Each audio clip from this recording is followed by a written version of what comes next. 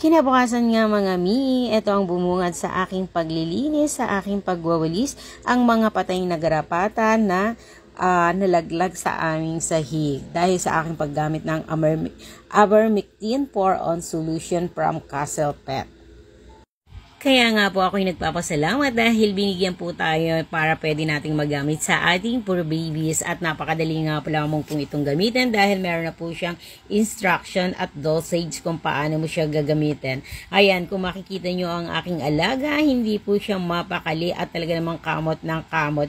Paano namang hindi siya magkakamot? Tingnan nyo, nagkalat ang kanyang mga garapata at mga kuto. Ayan, tinan nyo, nanggigigil na po siya at kahit kinalbo ko na po yan, ayaw pa rin siyang tigilan.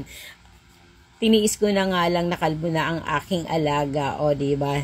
Pero noon yan, hindi na ngayon. Kung makikita nyo, ang aking alaga ay talaga namang malinis na at pwede na siyang tumubi sa akin. At kung makikita nyo, makinis na siya. Ayan, at magpapalago na lamang siya ng kanyang buho.